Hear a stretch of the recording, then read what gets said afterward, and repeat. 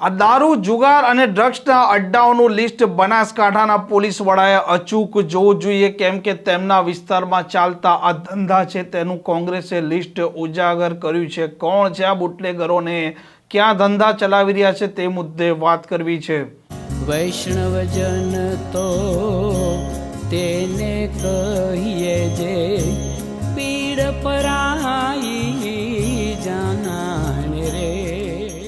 નમસ્કાર, આપ જોઈ રહ્યા છો નવજીવન ન્યૂઝ અને હું છું આપની સાથે તોફિક ગાંચી. આ રાજ્યના તમામ થાણા વિસ્તારમાં દારૂની વાત કરો, જુગારની વાત કરો, વરલી, મટકા, મેચના સટ્ટા સહિત અનેક નશાકારક પદાર્થોનું વેચાણ છે તે વધતા ઓછા પ્રમાણમાં ચાલી રહ્યું છે અને કેટલાક કિસ્સામાં પોલીસ છે તેમની રહેમ નજર હોય છે અને કેટલાક કિસ્સામાં પોલીસ તેનાથી વાકેફ પણ નથી હોતી. એક સત્ય અને કડવી હકીકત છે અને ગુજરાતમાં વર્તમાન સમયમાં જે પ્રકારે દારૂ ડ્રગ્સના મુદ્દે રાજકીય ધમાસાણ મચેલું છે, પોલીસ પોતે પણ હવે તેમના વિસ્તારમાં ચાલતા આવા ગેરકાયદે ધંધા છે તેના પર ધોંસ બોલાવી રહી છે અને બુટલેગરો પણ હવે તેમના ધંધા કરી રહ્યા છે, પરંતુ સંતાઈને કરી રહ્યા છે.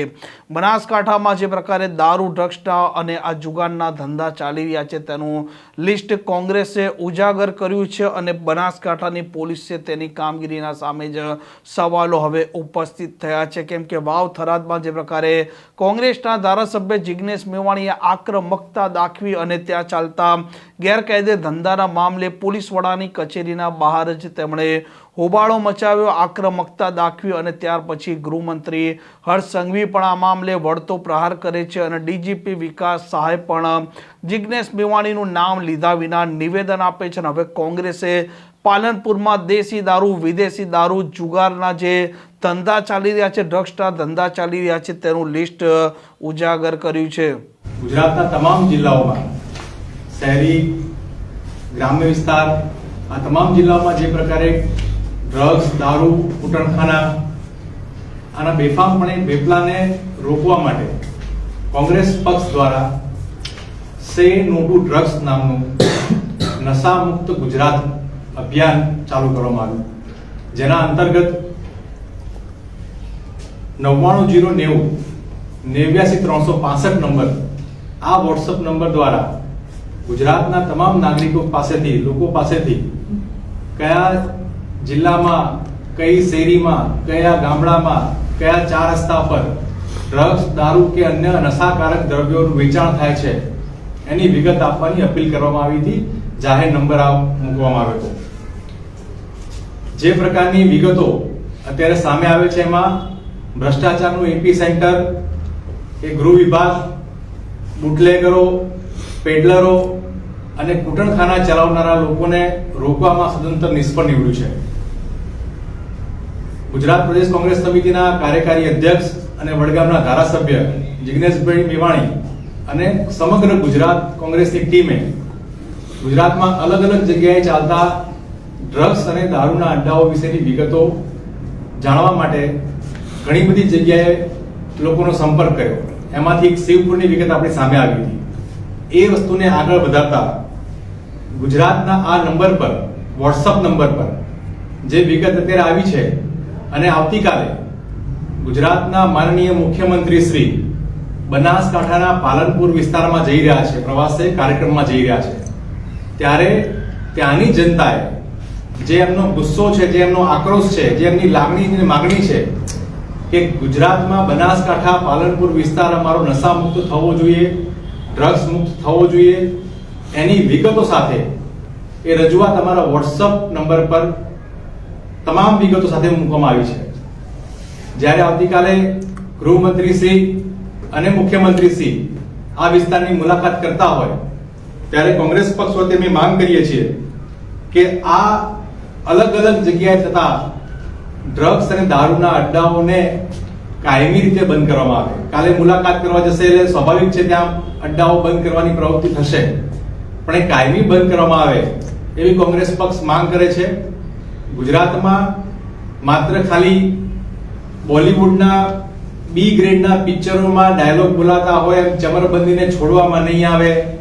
કાયદામાં રહેશો તો ફાયદામાં રહેશો, અડધી રાત્રે મને ફોન કરજો, આ પ્રકારના ડાયલોગોથી ડ્રગ્સ, પેડલરો, બુટલેગરો કૂટણખાના ચલાવનારા લોકોને રત્તી ભરનો પણ ફરક પડતો નથી. બેફામ બનીને એ લોકો ગુજરાતમાં યુવાનોના ભવિષ્યને અંધારામાં ધકેલી રહ્યા છે. જે વિસ્તારમાં ગયા વડગામમાં ગૃહમંત્રી શ્રી અડધી રાતે મને ફોન કરજો, આખી સરકાર તમારી સાથે ઊભી છે, આવી ડાઈ વાતો કરી. હવે ગુજરાતમાં વડગામને ત્યાંના પાલનપુરની જનતાએ અત્યારે જે વિગત આપી છે એ આપ સૌના માધ્યમથી સરકારશ્રીને મૂકવા માંગીએ છીએ કે આટલા બધા સુનિયોજિત રીતે ચાલતા ડ્રગ્સના અડ્ડાઓને કેવી રીતે બંધ કરાવશો. જે પ્રકારની વિગતો સામે આવી છે હું આપની સામે રજૂ કરી રહ્યો છું. કોંગ્રેસ પક્ષના ઓફિશિયલ જે પ્રકારે રિલીઝ કરેલો નંબર નશામુક્ત અભિયાનનો વોટ્સઅપ નંબર, એમાં ગુજરાતના એક જાગૃત નાગરિકે જે ખરેખર નશાને બંધ કરવા માંગે છે એને જે વિગત આપી છે એમાં ખૂબ ઊંડાણપૂર્વક વિગત છે કે ડ્રગ્સ ક્યાં વેચાય છે, જુગાર ક્યાં રમાય છે, ઇંગ્લિશ દારૂ ક્યાં મળે છે અને દેશી દારૂ ક્યાં મળે છે. આ તમામ વિગત જો એક સામાન્ય નાગરિક ગુજરાતનો શોધી શકતો હોય તો ગુજરાતમાં ચાલતી 30 વર્ષની સરકાર કેમ આટલી ડિટેલમાં જાણકારી મેળવી શકતી નથી. વિગત આપને આપું છું.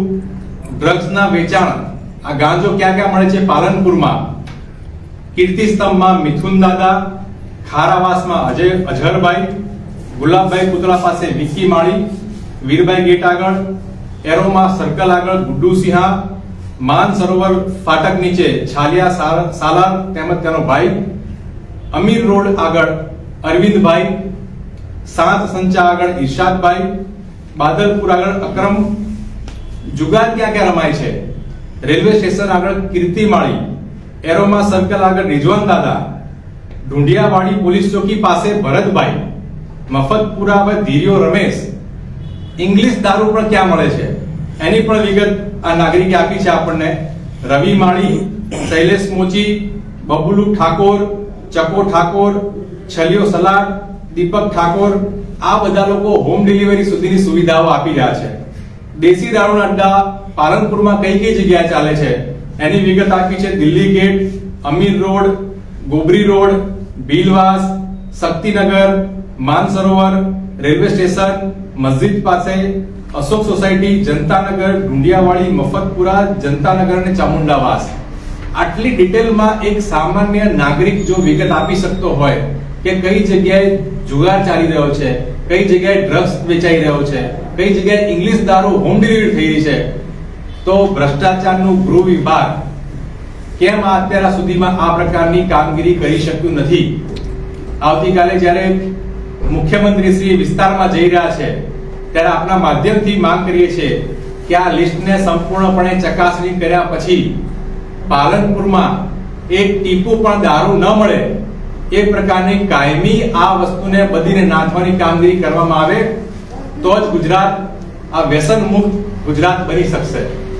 આમ કોંગ્રેસના પ્રવક્તા હિરેન બેંકરે જે પ્રકારે પાલનપુરમાં આ ધંધા ચાલી રહ્યા છે, આ ધંધા કોણ ચલાવી રહ્યા છે, ક્યાં ચલાવી રહ્યા છે, તેમના નામ જોગ આ લિસ્ટ બહાર પાડ્યું છે. અને હવે જોવાનું તે રહેશે કે બનાસકાંઠાના પોલીસ વડા પ્રશાંત સુંબે જે પ્રકારે કોંગ્રેસે લિસ્ટ બહાર પાડ્યું ત્યાર પછી આ બુટલેગરો છે, આ બુટલેગરોની વિગતો નીકાળ્યા પછી તવાઈ બોલાવે છે કે નથી બોલાવતી, સાથે જે વિસ્તારમાં આ ધંધા ચાલી રહ્યા છે ત્યાંની સ્થાનિક પોલીસ શું કરી રહી છે તે સૌથી મોટો અને સળગતો સવાલ છે.